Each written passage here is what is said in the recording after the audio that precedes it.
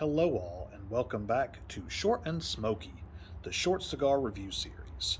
And today we have a very short cigar to review. This is the Davidoff Winston Churchill Petit Corona. This will actually be my first in the entire Davidoff brand, so I'm really excited to try this. I've had it in my humidor for a couple months now, and I was kind of saving it for a special occasion because these are pretty expensive. Even this little tiny one at this size was $12. But I was saving it for a special occasion, and I will say more on that later of what that occasion is. But we're going to go ahead and cut into this today, and let's get smoking.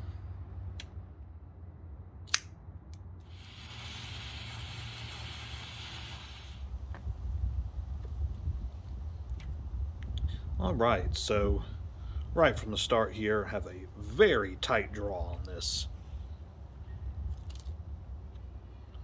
It almost kind of feels plugged in a way, but hopefully we can get through that. Really getting some actually really nice flavors on this. Some graham cracker in here. A good bit of cream, some butter in there, toast. Just really getting some really mellow flavors out of this.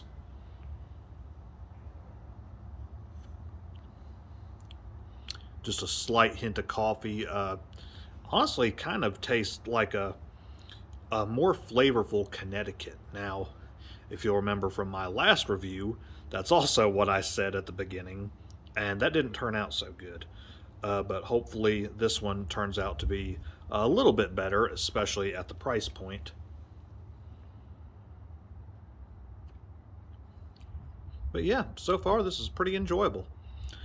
Shouldn't take too long to smoke through this cigar, so I'll probably see you in just a couple minutes to let you know what I think of this at the end of the first third. Alright, that's about the end of the first third there. And as you can see, the burn and construction on this are very nice. Just the slightest little uneven burn here, but construction is incredible. It's not dropped the ash once. So far, it's kind of the same flavors. There's a slight little hint of espresso in there, just a slight bitterness. Definitely getting some hay, a little bit of cedar in there as well. Now I'm pairing this with some World's Finest chocolate, the little fundraiser chocolate bars. This is the one with the little crisp rice in it. And with that, it's actually bringing out a lot of sweetness in this cigar. Some of those very faint notes of chocolate in there are actually coming out with this. I have to say, the body of this cigar is actually very nice. The profile is a lot more complex than I was expecting. I was really only expecting to get just a few little flavors in there, but you know, I guess that's what they say, you know, these little smaller cigars, Petit Corona size, Corona, you really do get a lot more flavor out of them. I've always been kind of a skeptic on that, but this is starting to change my mind. But again, it shouldn't be too long before we're through this second third here, so stick around just a couple minutes and we'll be there.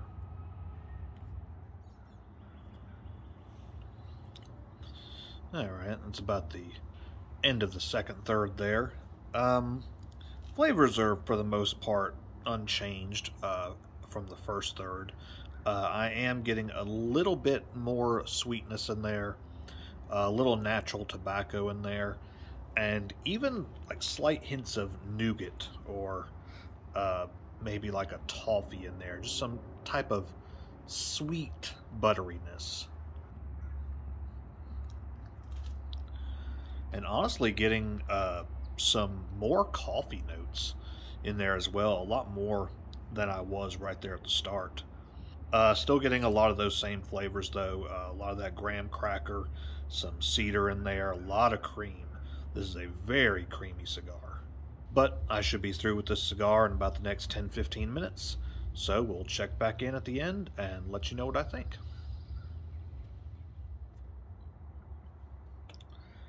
And that's about all I'm going to get out of this little cigar today. Only been smoking on it about 45-50 minutes, somewhere in there.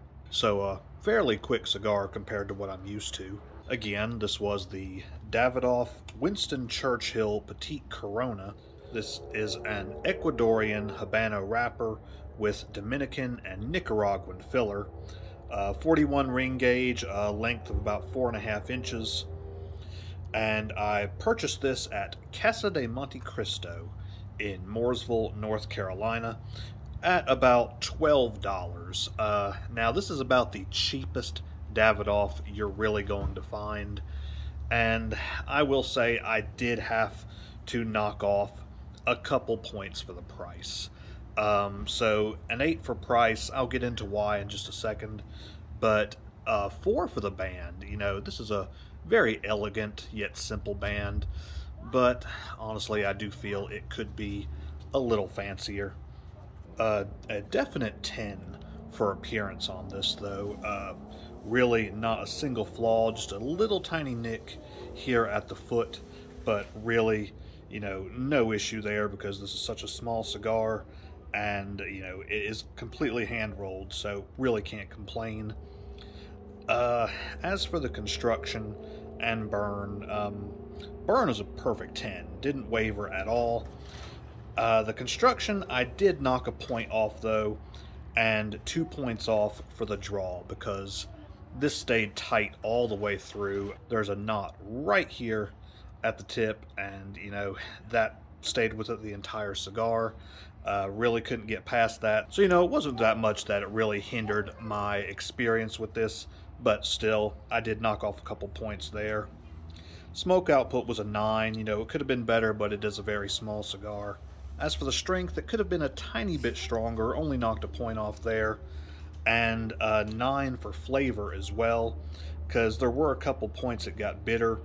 As I said, the first third, graham cracker, coffee, cedar, some cream, buttered toast in there. Then into the second third, mostly the same flavors, but a little more coffee, some nougat, and sweet natural tobacco in there. And then into the final third, we had hazelnut and just a faint hint of caramel in there. So some very good flavors, but I could have done without that little bit of bitter espresso in there. So a 9 for the flavor, but a 10 for body, because this little tiny cigar had a lot of flavor to it. Definitely smoked the entire cigar, paired with some blackberry tea, and, as I said, my world's finest chocolate. Giving this a final total score of 91, so yet another cigar in the running for my top 5 of the year. Now, before we wrap this up today, though, I did just want to give a final word of what the special occasion was for this.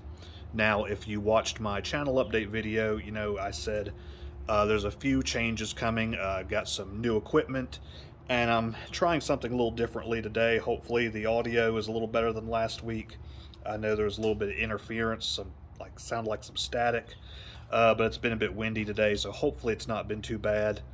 I'm shooting it a little differently as well, because last week it's kind of some funny stuff going on with my hair, shooting it in that portrait mode. But the actual good news is where I said in that update video that I'll be moving to a new studio.